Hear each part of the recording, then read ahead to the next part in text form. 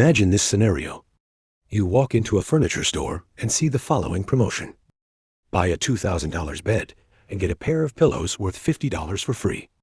Would you feel excited about this deal? Probably not. This was exactly what happened to Mr. J, a furniture store manager. He thought the free pillows would be an irresistible incentive, but customers didn't seem impressed. Why? It all comes down to how people perceive value. Customers instinctively compared the $50 pillows to the $2,000 bed and realized the gift accounted for just 2.5% of the bed's price. The promotion felt insignificant, and as a result, it didn't resonate with the customers. This is an example of proportional bias, a psychological principle that affects how we make decisions. Businesses often use this bias to influence customer behavior without them even realizing it. Let's explore how proportional bias works through real-world examples and see how Mr. J and businesses in general can use it effectively. Ms. Z runs an appliance store. In the past, she used traditional straight discounts to attract customers, such as $200 off. While these discounts were somewhat effective, they were costly and didn't significantly boost sales. This year, she introduced a new promotion. Prepay $10 and get $100 credit on select items. Prepay $20 and get $200 credit. This promotion framed the prepaid amount as being multiplied tenfold. Customers flocked to the store, and sales rose noticeably. Even though the actual discount was smaller than her previous $200 off promotion. Ms. Z leveraged proportional bias by presenting the deal as a 10x value offer. This framing amplified the perceived value of the promotion and shifted customers' focus to the larger gain, making them feel they were getting a better deal.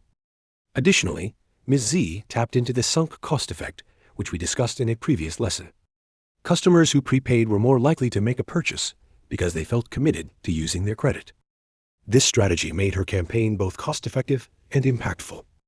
Mr. Y, who sells computers, faced challenges when trying to sell a 16 gigabytes memory stick for $50. It rarely attracted buyers. So he repositioned the offer. A 16 gigabytes memory computer costs $600. A 32 gigabytes memory computer costs $650. With this new framing, most customers chose the $650 option as it seemed like a significant upgrade. Mr. Y utilized proportional bias by embedding the $50 cost into the total price. By presenting it as an 8.3% increase, it doubled the memory capacity. After learning from the examples above, Mr. J decided to revise his promotion. Buy the $2,000 bed, and for an extra $1, you can get a pair of pillows worth $50. Instead of comparing the $50 gift to the $2,000 bed, customers now focused on $1 versus $50. This made the deal far more appealing, as they saw it as getting 50 times the value for a tiny extra cost. Free gifts often feel insignificant, but add-on promotions shift the focus to small investment, high return, making the offer much more compelling.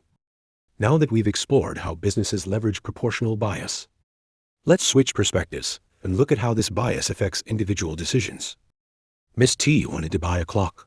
Store A sold it for $50, while Store B sold it for $25.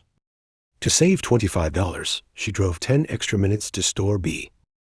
A few days later, she found a luxury watch priced at $5,000 in Store A and $4,950 in Store B, a 10-minute drive away. Despite the $50 difference, she chose to buy it from Store A, saying it wasn't worth the extra trip. Although the $50 difference for the watch was much greater than the $25 for the clock. The proportional savings were what influenced Ms. T. The $25 discount on the clock represented 50% of its price, whereas the $50 discount on the watch was only 1%. How businesses use proportional bias. 1. For high-priced items, highlight absolute savings. For example, save $500 on this car to make the discount feel substantial. 2. For low-priced items, emphasize percentage savings. For example, 50% off this clock to make the deal appear more significant. 3. Add-on promotions. Use small additional payments to shift customers' focus from free gifts to high perceived value.